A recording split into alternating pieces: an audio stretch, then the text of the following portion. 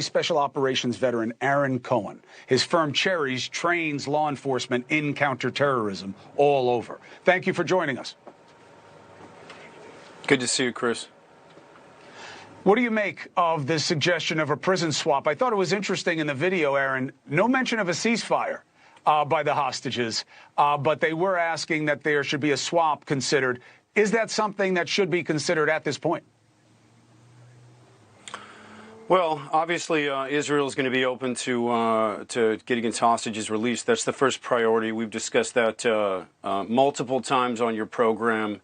But the truth is, Chris, you're dealing with an organization here that isn't serious about anything other than destruction. That's my opinion. I'm going to tell you why. I think what you're seeing here with the video with the Israeli women that Hamas released, what that's doing is it's showing that Hamas is being choked.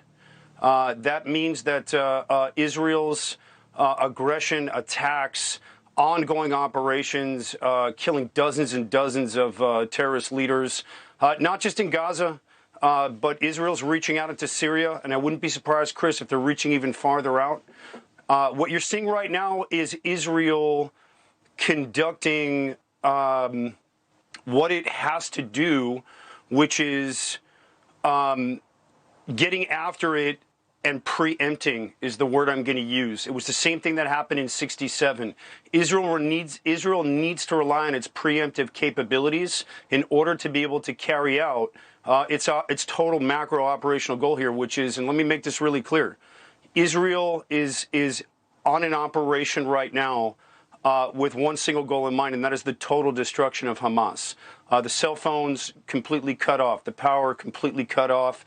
Sure, it's creating a crisis right now. Israel has no beef with the Palestinian people.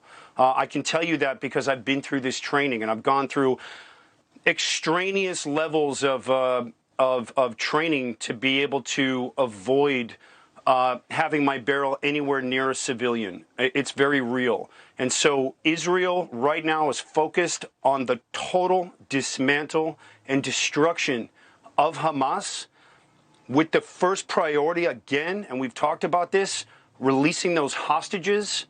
Israel has already conducted a hostage rescue operation. That information was released by the Israeli censor just several hours ago, earlier today. They rescued an IDF soldier who was taken into Gaza.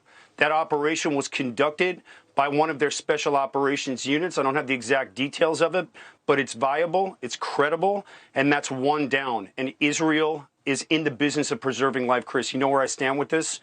And you're going to see much, much more of this hostage rescue operations in action. Do you know if the soldier who was reclaimed is okay, alive and well?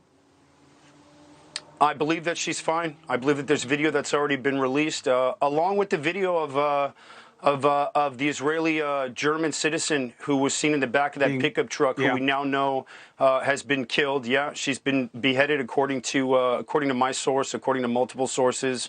And that's the problem, and that's me directing this this next answer to your last guest, who I feel terrible for.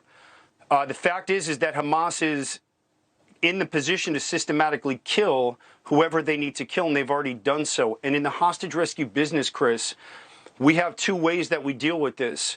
We'll stand back and plan and wait to see if we can get those hostages released by negotiations, which we use to buy time and develop intelligence. However, as we're seeing here, the moment that those civilians start getting killed is when action needs to be initiated. So Israel has to have plans and preparations to be able to hit hostages who are going to be held in multiple locations, and those hits may be at the same time. They may be individually executed as we get intelligence. And so the General Staff Reconnaissance Unit, that Seyret Matkal unit that we discussed, the Yamam, this is nonstop. This is every one of these operations, Chris, is a single creative endeavor that has to be sprung on the moment there's actionable intel. And that's happening simultaneously with this Gaza incursion. By the way, Chris, the Gaza incursion, it started 2.5 weeks ago when we first started talking.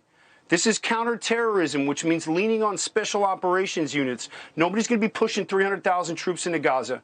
We don't want to risk one Israeli life for these terrorists. However, the hostages are the priority, and so are the Palestinian people. I hear you. Aaron Cohen, thank you very much for the information and the perspective. I appreciate it.